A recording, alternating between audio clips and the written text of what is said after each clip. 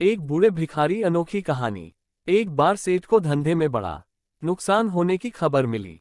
सेठ बहुत परेशान था कि तभी उसके दरवाजे पर वही भिखारी आया। गुस्से में अपना आपा खोते हुए सेठ ने उस भिखारी को पत्थर दे मारा। पत्थर लगने के कारण भिखारी का सर फूट गया और उसके सर से खून बहने लगा। फिर भी दर्द से कराहते हुए भिखारी ने इतना ही कहा, भगवान तुम्हारे पापा को माफ करे। भिखारी वहां से चला गया। सेठ सोच में पड़ गए।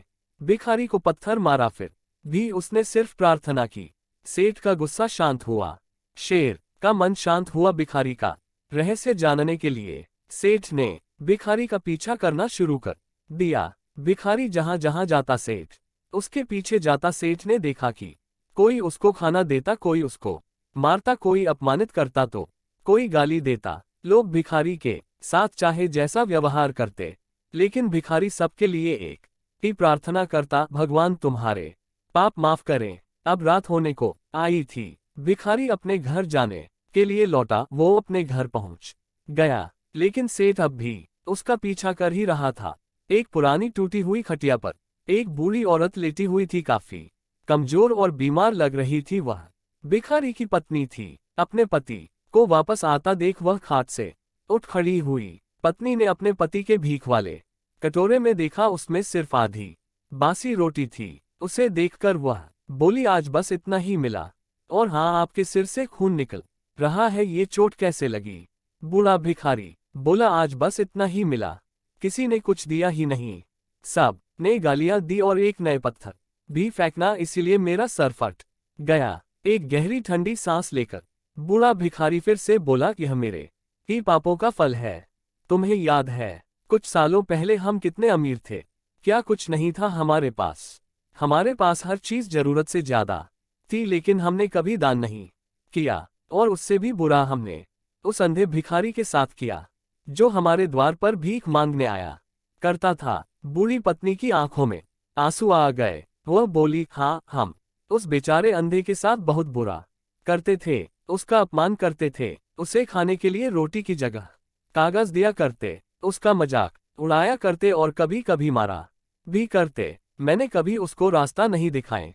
एक बार मैंने उसके मुंह पर मिट्टी भी फेंकी थी और वह हमेशा दुखी होकर यही कहता कि भगवान तुम्हें तुम्हारे किए की सजा देगा, भगवान तुम्हारे पापों की सजा जरूर देगा। उसका श्राप सच हुआ और हम इस दुख भरी जिंदगी में आ गए। भिखारी बोला, हाँ, उसका श्राप सच हुआ, इसलिए मैं किसी को बददुआ नहीं देता। चाहे कोई मेरे साथ कैसा भी बर्ताव करे, मैं हमेशा उसके लिए प्रार्थना करता हूँ। मैं नहीं चाहता कि कोई भी हमारे जैसे जिंदगी का अनुभव करे, किसी को भी हमारे जैसे दुखों का सामना करना पड़े। वो नहीं जानते कि वह कितना बड़ा पाप कर रहे हैं, इसलिए अनजाने में हुए पाप की ऐसी सजा किसी को भी मिले मैं नहीं चाहता। सेठ वहीं पर छुपकर यह सारी बातें सुन रहा था। अब उसे सब कुछ समझ में आ गया था।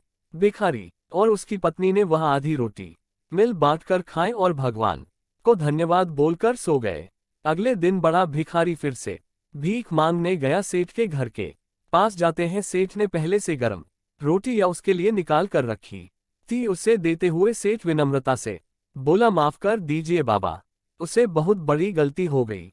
बूढ़ा भिखारी बोला, भगवान तेरा भला करे। इतना कहकर वह आगे निकल गया। इस कहानी से जो सीख लेने लायक है वह बड़ी ही सिंपल है कि आदमी चाहे किसी के बारे में बुरा कहे या भला करे, लेकिन भगवान सिर्फ कर्म के हिसाब से उसको फल देता है। क्या हुआ अगर भगवान नहीं दिखता है? लेकिन यह बात बिल्कुल सच है, उसके खाते में सबका हिसाब बहुत बहुत पक्का होता है। इसलिए जब किसी के लिए कुछ भी करो तो अच्छा ही करो।